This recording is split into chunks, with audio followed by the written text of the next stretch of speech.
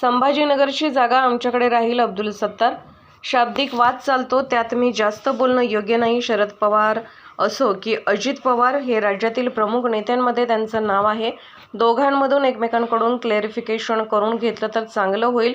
मुख्यमंत्री एकनाथ शिंदे यांच्या नेतृत्वात कर्तव्यदक्ष उपमुख्यमंत्री म्हणून देवेंद्र फडणवीस हे काम करतात.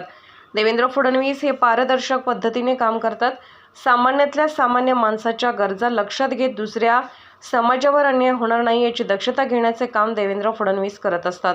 अजित पवार यांनीही वित्तमंत्री झाल्यापासून मदत केली. मुख्यमंत्री मदत करत असतात. तारीख देणे म्हणजे काही दिलासा होत नाही. न्यायालयाचं कामकाज असतं. जे तारीख मागतात, कोणाला न्याय मागण्याचा अधिकार आहे, तसं आम्हालाही आहे. ज्यावेळेस निर्णय लागेल, आमची बाजू भक्कम राहील. शिवसेना आणि शिवसेनेचे नियम, धोरण, पक्ष सगळं पाहता आमच्याच बाजूने निकाल लागेल. जो निकाल लागेल तो मान्य असेल. पक्ष एकत्र आल्यावर सगळ्यांच्या मनासारखं होईल असं नाही. मात्र वाटाघाटीनंतर तिन्ही पक्षात हसीखुशीनं जागा वाटप होईल. 13पेक्षा जास्त जागा आम्हाला मिळतील. मुख्यमंत्री एकनाथ शिंदे ज्या पद्धतीने 18 तास काम करत आहेत, त्यांच्या पक्षात 13 खासदार, 40 आमदार, 10 अपक्ष आमदार बसलेले आहे. त्यांच्या कामाची कार्यपद्धती बघता दोन्ही नेते सहानुभूतीपूर्वक विचार करून त्यांच्या 13पेक्षा वरच जागा देतील. शरदचंद्रजी पवार साहेब असतील, दादा असतील, दोघेही राजकारणामध्ये, समाजकारणामध्ये, या राज्यामधल्या प्रमुख नेत्यामध्ये त्यांची नाव आहेत.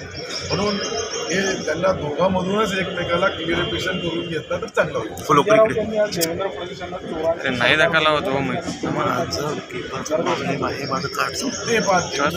जे काम करण्याची कार्यपद्धत आहे ती राज्याच्या हितासाठी शेतकरी, शेतमजूर, गोरगरीब, पीडित माणसाला आदरणीय एकनाथ शिंदे साहेबांच्या नेतृत्वाखाली जो सरकार चालू आहे त्यामध्ये कर्तव्यदक्ष मुख्यमंत्री म्हणून ते काम करतात. परंतु कसं आहे का, ज्या पद्धतीने ते स्वतः जेलमध्ये जाऊन आले, दुसऱ्याला बी जेलमध्ये पाठवण्याचे स्वप्न पाहत असं तर वाटतं. कारण की देवेंद्रजी जे काम करतात ते पारदर्शक काम करतात, सत्य काम करतात आणि राजकारणामध्ये अनेक लोक पाहिले मी, परंतु असा एक नेता सामान्यातल्या सामान्य माणसाच्या गरजा जाणून घेणारे, समाजामध्ये काय लागतं, कोणाला लागतं, कसं लागतं.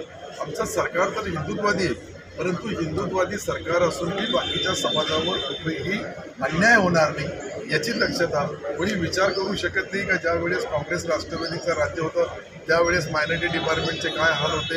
आज आमची हिंदुत्ववादी सरकारमध्ये मी स्वतः अब्दुल सत्तार या खात्याचा मंत्री आहे, परंतु मी जे मागितलं आतापर्यंत समाजाच्या उन्नतीसाठी, त्याच्या प्रगतीसाठी, त्याला बाकीच्या समाजाबरोबर आणण्यासाठी त्यामध्ये देवेंद्रजींनी मोठा मत करून जे मागितलं ते, आणि विशेषतः अजितदादा हे फायनान्स मंत्री झाल्यानंतर त्यांनी आम्हाला मदत केली.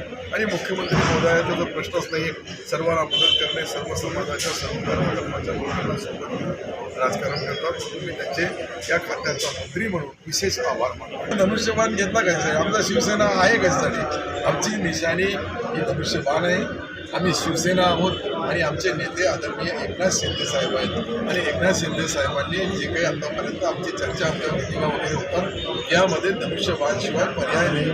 कोणी काही बोललं तर त्यांच्या मनामध्ये काही शंका असेल, त्यांना कमळ चिन्हाची आठवण येत असेल तर त्यांनी डायरेक्ट त्यांच्या आदरणीय देवेंद्रजींना विचारून घ्यावं. देवेंद्रजी काय बोलतील ते ऐकून घ्यावं. राहुल गांधींची सभा होणार आहे मुंबईत. नाही, शेवटी राहुल गांधी एक राष्ट्रीय पक्षाचे नेते आहेत, त्यांची सभा होणार आहे. सभा होत असतात, सभा सर्व पक्षांना घेण्याचा अधिकार तेही घेणार आहे. आणि मी काही कोणावर राहुल गांधी साहेबांवर बोलणं किंवा नरेंद्र मोदी साहेबांच्याबद्दल किंवा अमित शहा साहेबांबद्दल तिथं बोलणारी नाही. आपली लोकल गाडी, हात दाखवून गाडीत